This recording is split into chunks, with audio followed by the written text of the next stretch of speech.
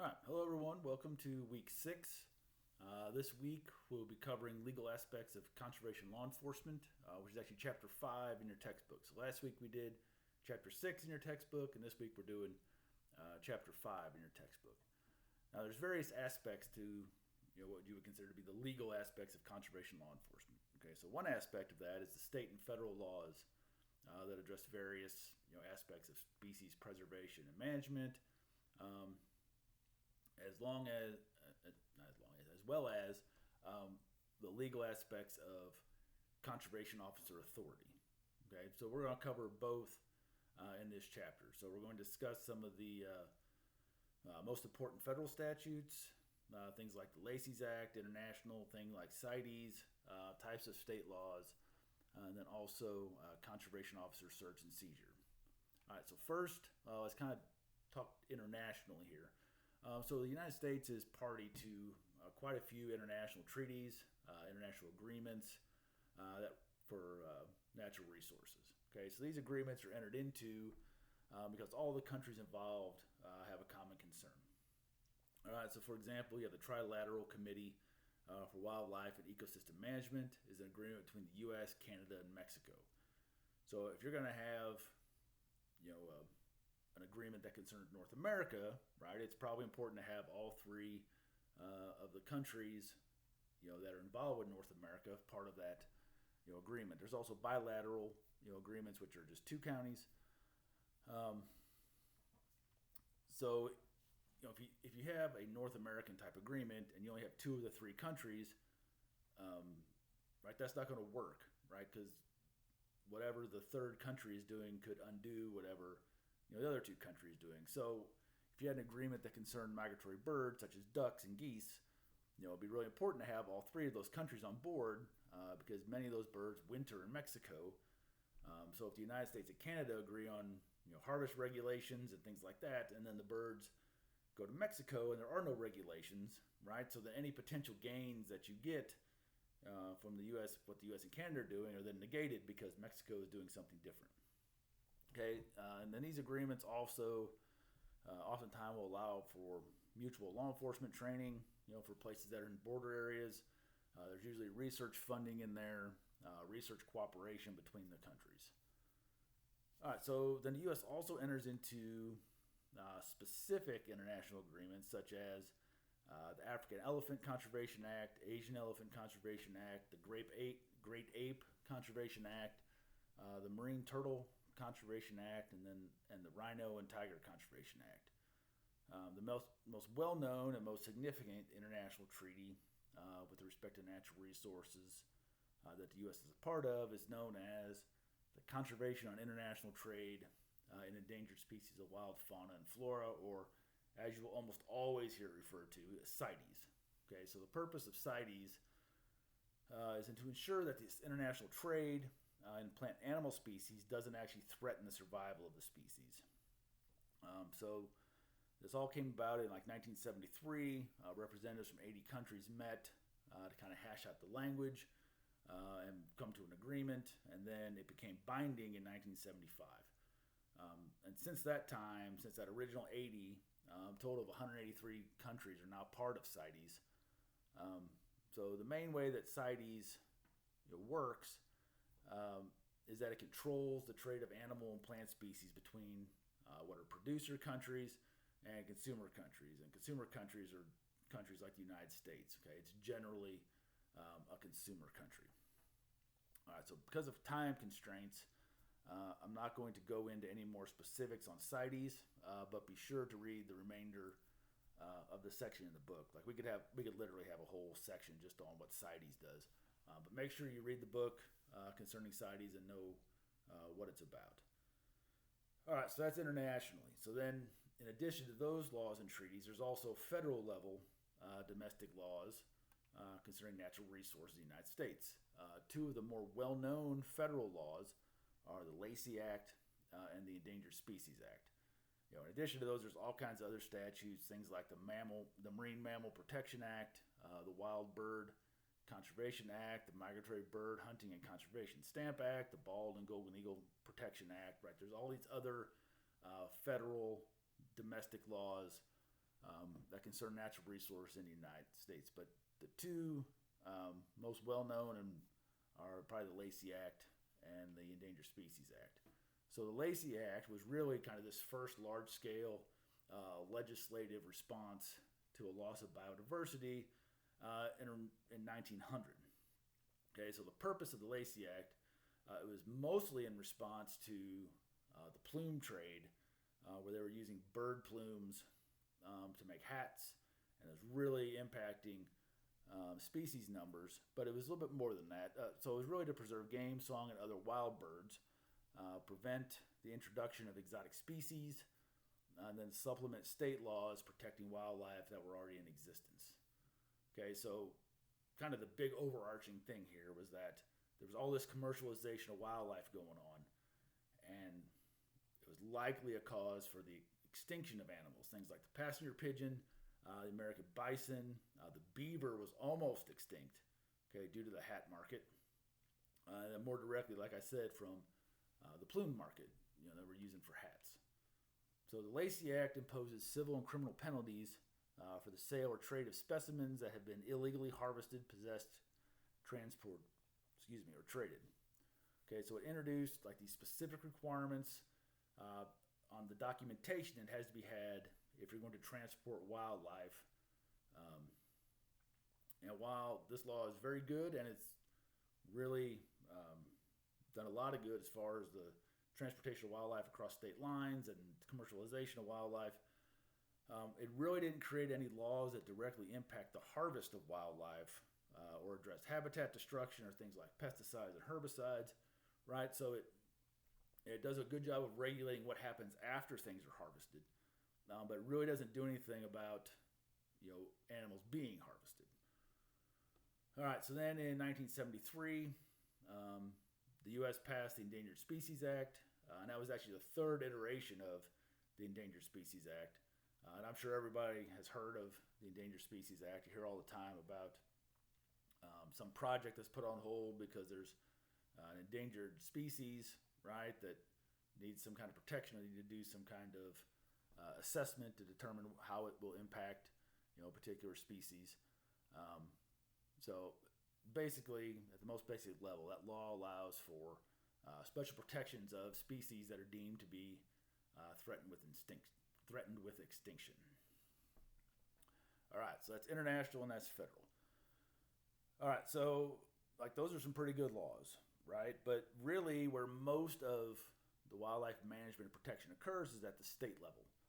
Okay, so kind of broadly speaking, there's two broad types of game laws in the United States: protection of animals and protection of people. Okay, so most of your state game laws are going to fall into the protection of animals category. Okay, so protection of people kind of law would be, for example, the requirement that all hunters must wear hunter orange clothing during the firearms deer season. Right, that law has nothing to do with the harvest of deer. Right, it has everything to do with people protecting themselves during the firearms deer season. Okay, so then you have these protection of animal laws, and there's kind of three broad categories under that: regulating take of animals, responding to injurious damage caused by animals, and then habitat improvement and disease control. So I guess there's four categories. So the most common types of these laws, and the ones that people are most familiar with, are the ones that regulate the taking of game. Now, there's a variety of ways that wildlife professionals regulate the take of animals. Things like licensure, harvest limits, closed seasons, things like that. So licensure laws require anyone attempting to participate in the harvest of animals to first purchase a license. Now, this does allow the states control, so they could control the number of people who may pursue a given species, right? Some states have lotteries where only so many of a certain type of permit are available. Missouri does that with elk and black bear, right? There's only so many permits that they allow. But really the greatest benefit from licensure laws is the funding that it provides for these state agencies. Okay, and then in addition to that funding, there's federal laws that also provide funding that are tied to the number of state permits that are sold. Okay, so the managers also regulate the harvest of animals through like species specific type of rules or sex specific. So male versus female animals, only so many females may be harvested, or so many males, or whatever they decide needs to be done regarding that population. They set season dates to protect female animals while they're raising their young. They regulate the type of methods that can be used to pursue and harvest wildlife. Things like they don't allow baiting, or they do allow baiting, right? All those, you can't drive down the road in your car and shoot out of the window. Like those sorts of things are all included under the ways that they regulate the taking of animals. All right, so another type of law is how states regulate what happens when there's damage from wildlife. Okay, and oftentimes this is in a farmer type of situation where animals will come in and eat their crops, those sorts of things. So states are really not normally financially liable for damage caused by wildlife, but they do have programs or all laws, regulations that allow landowners to protect their property from wildlife. And normally, like non-lethal approaches are utilized first, like trying to just keep the animals from causing the damage. But there are additionally then possibly lethal measures if those non-lethal measures are ineffective. And then you have habitat laws, and then you also have disease control laws. So really the disease control one right now, the big one is chronic wasting disease. And that occurs in cervids, which are deer, elk, mule deer, whitetail deer, those sorts of things. So they have special laws right now, that regulate captive cervids, wild cervids, how they can be transported, what can be transported. Like if you go out of state, if you live in Missouri and you go to Colorado and you harvest an elk, there's rules that dictate how that elk needs to be brought back, how that meat needs to be brought back to Missouri. And all these rules are with the goal of slowing the spread of chronic wasting disease. All right, so that's kind of a quick rundown of international, federal, and state laws concerning the take of animals and regulating animals. All right, so there's also laws that regulate behavior of conservation officers. So one of the most well-known is what's in the book, the Miranda warnings, like that's been around forever. What do officers have to do when they make an arrest? What do they have to do when they interrogate someone?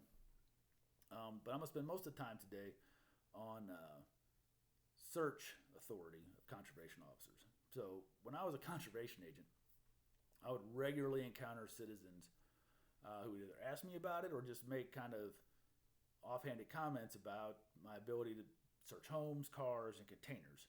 And pretty much the common belief was that I could search anytime, any place, anywhere, whenever I felt like it. To the point where some people actually believed I could just walk into their house and search their freezer. So obviously no officer can do that, right? No officer can just walk into your home and search it for whatever reason without a warrant.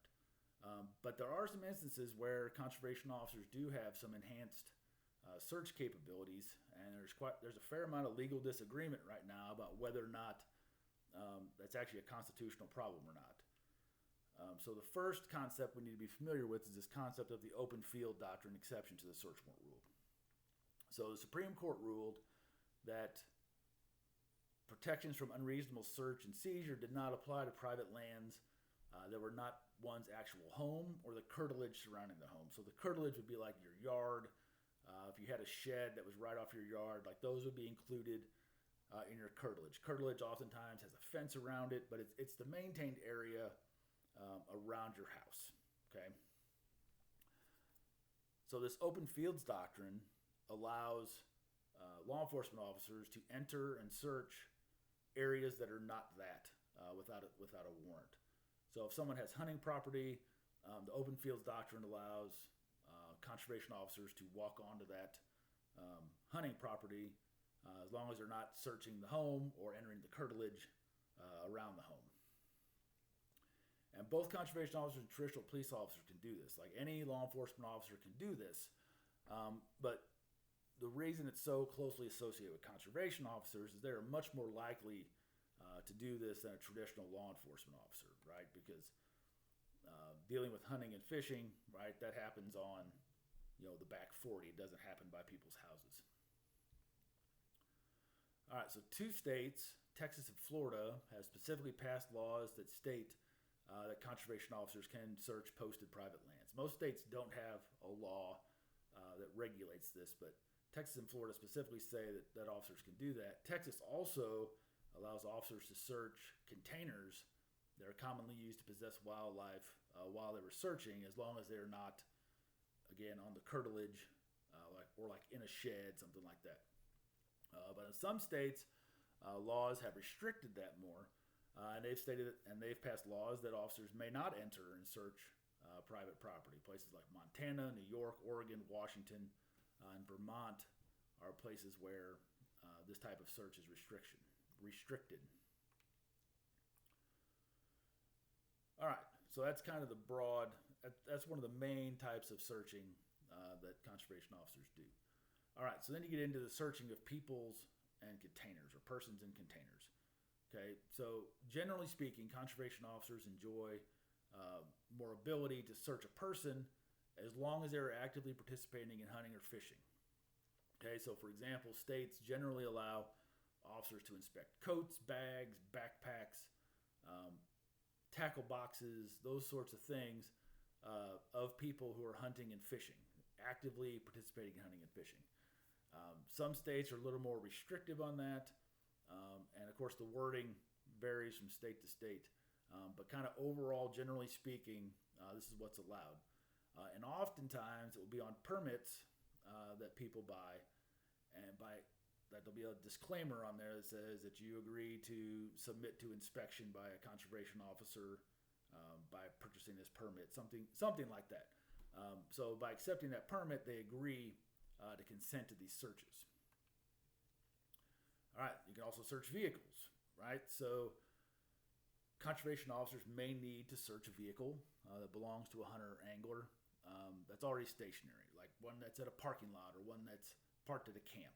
Okay, but also one of the most common ways the search of a vehicle occurs is through a traffic stop. So under the Fourth Amendment, a traffic stop is considered a seizure. So the Supreme Court held that police officers have to be able to articulate reasonable suspicion for why they conducted a traffic stop.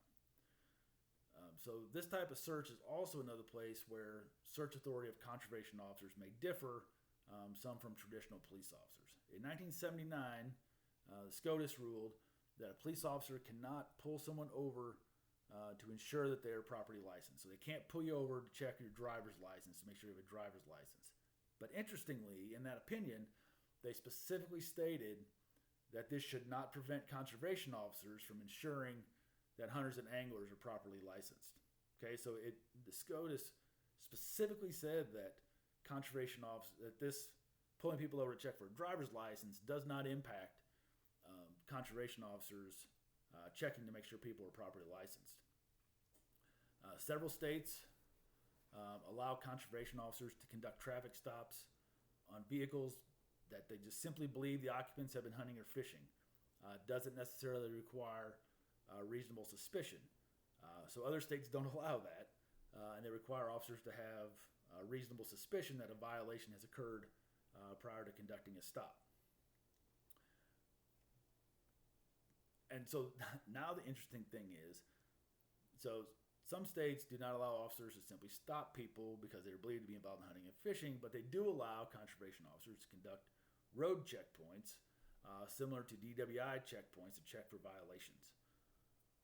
Okay, so one common way that they search vehicles is through conducting these checkpoints similar to a DWI checkpoint. And the same kind of rules apply. Like you have to have a certain method for the stopping of the cars. Are you stopping every car? Are you stopping every fourth car? There's got to be some kind of method to how they're stopping cars and checking cars through their checkpoint. All right, I'm not going to get into much more on the specifics of this because this video is already getting long. So read that section and know kind of how all that is laid out. All right, so now we're to searching residences. All right, so in most situations, conservation officers do not enjoy any additional authority when it comes to searching residences, as in your home. Okay, but now when you talk about hunting and fishing, you get into kind of this vague nature of what's a residence. Okay, so when people are out hunting and fishing, is a tent considered a residence? Is a camper considered a residence? Are those dwellings? What about an ice fishing shanty? You know, somebody has a little shanty out on the frozen lake that they're ice fishing from. Is that a dwelling? Is that a house? Okay, what does that mean and how is that defined? All right, so several states have actually gone in and created statutes that define those things. There has been some court rulings that define how those are considered.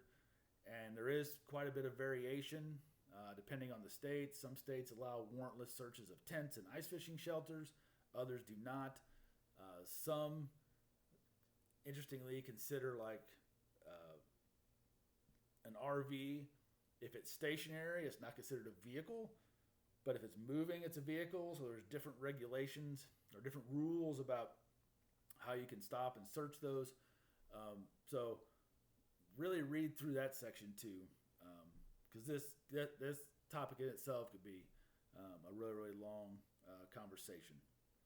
So kind of we're getting close to the end here. So really, like, what is this big? Why is there all this difference? Like, what is the point of all this? So there's two main arguments to this. So one is that there's so few conservation officers, and it's so difficult for them to do their job because of the amount of ground they have to cover.